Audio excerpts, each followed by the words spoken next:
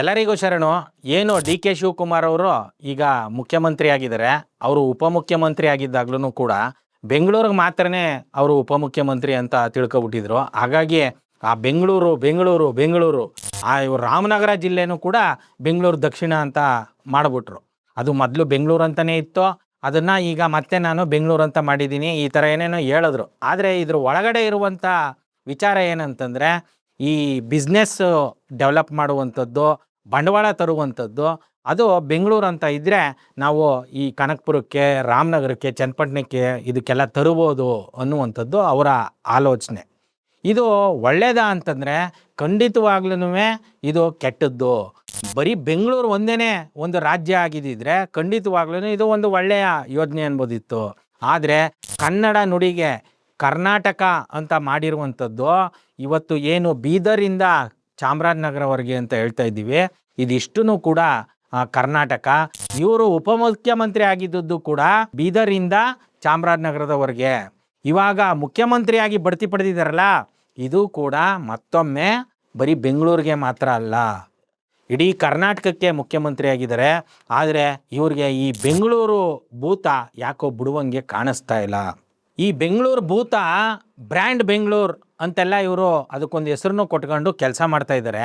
ಆದರೆ ಎಂಥ ದುಸ್ಥಿತಿಗೆ ತಲುಪಿದೆ ಅಂತಂದರೆ, ಇಲ್ಲಿ ಕಸದ ಸಮಸ್ಯೆ, ಈ ಒಂದು ಬ್ಲ್ಯಾಕ್ ಸ್ಪಾಟ್ ಅಂತ ಏನು ಕರೀತಾರೆ, ಅಂದರೆ ಈ ಕಸಗಳನ್ನ ಎಸಿತಿದ್ರಲ್ಲ, ಇದು ಕೇವಲ 2 ತಿಂಗಳ ಹಿಂದೆ ಬರೀ 2,000 ಕಡೆ ಕಸ ಎಸೆಯುವಂಥದ್ದು, ಕಸ ರಿಮೂವ್ ಮಾಡದೇ ಇರುವಂಥದ್ದು ಇತ್ತಂತೆ. ಇವಾಗ ಅದು 5,000ಕ್ಕಿಂತ ಹೆಚ್ಚು ಜಾಗಗಳಲ್ಲಿ ಆ ರೀತಿ ಕಸನ ಬಿಸಾಕ್ಬಿಟ್ಟಿದ್ದಾರೆ. ಆ ಕಸಗಳನ್ನ ವಿಲೇವಾರಿ ಮಾಡೇ ಇಲ್ಲ.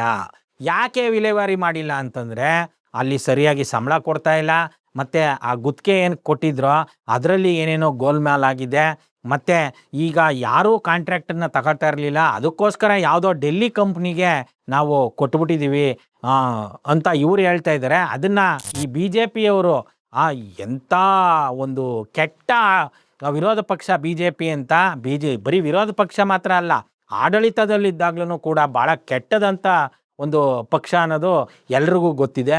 ಅವರು ಏನು ರಾಜ್ಯಪಾಲರಿಗೆ ಅವರು ವರದಿನ ತಗೊಂಡೋಗಿ ಒಪ್ಪಿಸಿದ್ದಾರೆ ವಿರೋಧ ಪಕ್ಷದ ನಾಯಕರು. 39,000 ಕೋಟಿಯ ದಂಧೆ ಇದು ಅಂತ ಹೇಳಿದ್ದಾರೆ. ಯಾರೋ ಡೆಲ್ಲಿಯ ಒಂದು ಇವ್ರಿಗೆ ವಹಿಸ್ಬಿಟ್ಟಿದ್ದಾರೆ, ಅದರಲ್ಲಿ 10,000 ಕೋಟಿ ಕಿಕ್ ಬ್ಯಾಕನ್ನು ತಗೊಂಡು ಇವರು ಹೈಕಮಾಂಡ್ಗೆ ದುಡ್ಡು ಕೊಟ್ಟಿದ್ದಾರೆ ಅಂತ ಆಯಿತು. ಇದಾದ್ರೂ ಇವರು ದನಿ ಎತ್ತಿದಾರಲ್ಲ, ಅದಕ್ಕಾದ್ರೂ ರಾಜ್ಯಪಾಲರು ಸಿ ಐ ಡಿನೋ ಇ ಡಿನೋ ಇವನ್ನೆಲ್ಲ ಬಳಸಿ ರಾಜಕಾರಣಿಗಳನ್ನ ಎದುರಿಸಿ ಅವ್ರ ಪಕ್ಷಕ್ಕೆ ಸೇರಿಸ್ಕೊಳ್ಳೋದಕ್ಕೆ ಮಾಡ್ತಾ ಇದ್ದಾರಲ್ಲ, ಇದನ್ನು ಬಳಸಿ ಈ ಒಂದು ಕಸದ ಸ್ಕ್ಯಾಮ್ ಏನಿದೆ, ಈ ಕಸದ ಒಂದು ದಂಧೆ ಏನಿದೆ, ಅದನ್ನಾದ್ರೂ ಇವರು ಬೆಳಕಕ್ಕೆ ತಂದು ಬಿ ಜೆ ಪಿ ಕೂಡ ಅಡ್ಮಿನಿಸ್ಟ್ರೇಷನ್ ಮಾಡಬಲ್ದು ಅಂತ ತೋರಿಸ್ಕೊಡ್ಲಿ ಅಂತ ನಾನಂತೂ ಇಷ್ಟಪಡ್ತೀನಿ. ಕಸದ ವಿಚಾರ ಮಾತ್ರನೇ ಬೆಂಗಳೂರನ್ನ ಕಾಡ್ತಾ ಇದೆಯಾ ಅಂದರೆ ಖಂಡಿತವಾಗ್ಲೂ ಇಲ್ಲ. ಜನಸಂಖ್ಯೆ, ಅದರಿಂದ ಎಷ್ಟೆಲ್ಲ ಅನಾಹುತ ಆಗ್ತಾ ಇದೆ ಅಂದರೆ, ಪ್ರತಿ ದಿನ 5,000 ಜನ ಯಾರು ಇವರೆಲ್ಲ ಬೇರೆ ಬೇರೆ ಜಿಲ್ಲೆಯಿಂದ ಬರ್ತಾ ಇರುವ ಕನ್ನಡಿಗರ? ಖಂಡಿತ ಅಲ್ಲ, ಎಲ್ಲವೂ ನಾರ್ತ್ ಇಂಡಿಯಾ. ಒಂದು 2000ನೇ ಇಸ್ವಿವರೆಗೂ ತಮಿಳವರು, ತೆಲುಗು ಅವರು ಸಾಕಷ್ಟು ಜನ ಇಲ್ಲಿಗೆ ಬಂದರು, ಇಲ್ಲೇ ಉಳಿದಿದ್ದಾರೆ. ಅದಾದ್ರೂ ಒಂದು 50 ಕಿಲೋಮೀಟ್ರ್ 100 ಕಿಲೋಮೀಟ್ರ್ ದೂರದಲ್ಲಿ ಇರುವಂಥವ್ರು, ಅವರು ಮೊದಲು ನಾವೇನು ಭಾಷಾವಾರು ವಿಂಗಡಣೆ ಆಗೋಕ್ಕೂ ಮೊದಲಿಂದನೂ ಇದ್ದವರು, ಈ ಥರದ್ದು ಏನೇನೋ ಸಬೂಬ್ಗಳಿದೆ. ಆದರೆ ಏನು ಈ ರೈಲುಗಳನ್ನ ಬಿಟ್ಟು ಈ ಬಿಹಾರದಿಂದ, ಉತ್ತರ ಪ್ರದೇಶದಿಂದ, ವೆಸ್ಟ್ ಬೆಂಗಾಲಿಂದ ಇಲ್ಲಿ ಒಂದು ಡಂಪ್ ಯಾರ್ಡ್ ಥರ ಮಾಡಿ ಅವ್ರನ್ನ ತುಂಬ್ತಾ ಇದ್ದಾರಲ್ಲ, ಪ್ರತಿ ದಿನ 5,000 ಜನ ಬಂದು ಸೇರ್ತಾ ಇದ್ದಾರೆ. ಇಲ್ಲಿ ಇವರು ನಾವು ಅಭಿವೃದ್ಧಿ ಮಾಡ್ತೀವಿ ಅಂತೇಳಿ ಕಿಕ್ ಬ್ಯಾಕ್ಗಳಿಗೋಸ್ಕರ ಅಂಡರ್ ಪಾಸ್ ಏನು, ಮೆಟ್ರೋಗಳೇನು, ಇನ್ಯಾವುದೋ ಟನಲ್ಲು, ಸ್ಟೀಲ್ ಬ್ರಿಡ್ಜು, ಈ ಥರ ಮಾಡಿ ಇಡೀ ರಾಜ್ಯದ ಸಂಪತ್ತನ್ನು ಇಲ್ಲೇ ಒಂದೇ ಕಡೆ ಕೇಂದ್ರೀಕೃತ ಆಗುವಂಗೆ ಮಾಡ್ತಾ ಇದ್ದಾರೆ.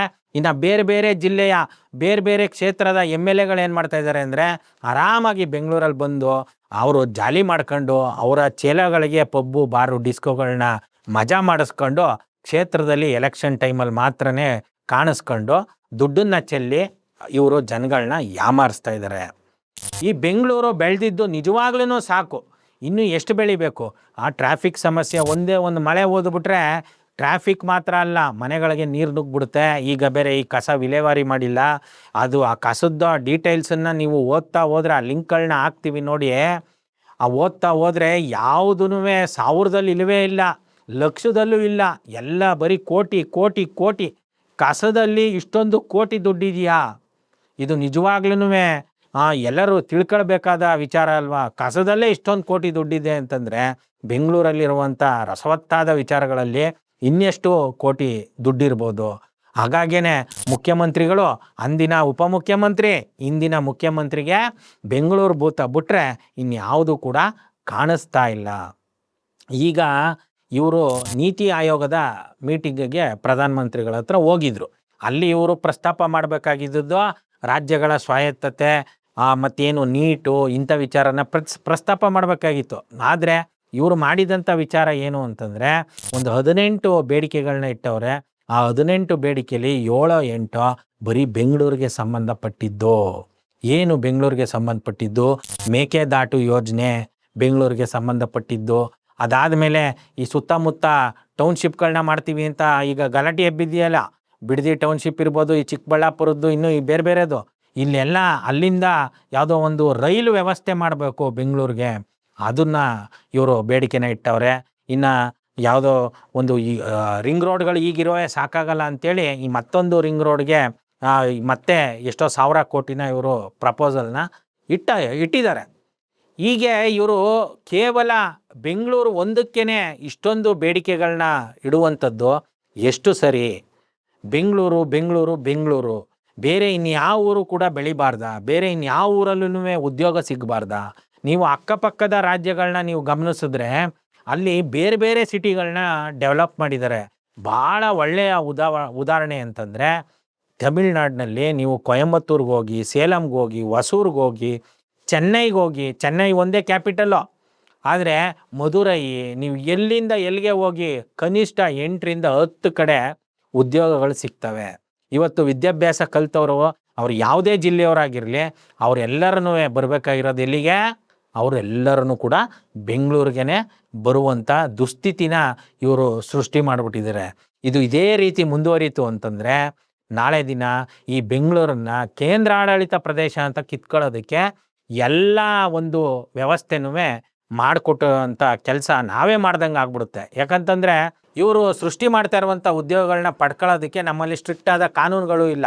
ಕೇವಲ ಕರ್ನಾಟಕದವ್ರಿಗೆ ಕೊಡಬೇಕು, ಈ ಥರದ್ದು ಯಾವುದು ಕಾನೂನು ಇಲ್ಲದೆ ಇರೋದ್ರಿಂದ ಇಂಡಿಯಾದ ಮೂಲೆಯಿಂದ, ಮೋಸ್ಟ್ಲಿ ಇಂಡಿಯಾದ ಕ್ಯಾಪಿಟಲ್ಲು ಡೆಲ್ಲಿಲೂ ಕೂಡ ಇಷ್ಟೊಂದು ಭಾಷಿಕ ಜನ ಮತ್ತು ಎಲ್ಲ 29 ರಾಜ್ಯ, ಒಂದು 7-8 ಯೂನಿಯನ್ ಟೆರಿಟರಿ ಎಲ್ಲರೂ ಕೂಡ ಇಲ್ಲ. ಆದರೆ ಬೆಂಗಳೂರಲ್ಲಿ ಅವರೆಲ್ಲರೂ ಸಿಗ್ತಾರೆ. ಇವರೆಲ್ಲರೂ ಜಾಸ್ತಿ ಆಯ್ತಾ ಕನ್ನಡಿಗರು ಈಗಾಗಲೇ ಬೆಂಗಳೂರಿನಲ್ಲಿ ಇರುವಂಥದ್ದು 30-35% ಅಷ್ಟೇ. 65% ಬೇರೆ ಭಾಷೆಯ ಜನ ಇದ್ದಾರೆ.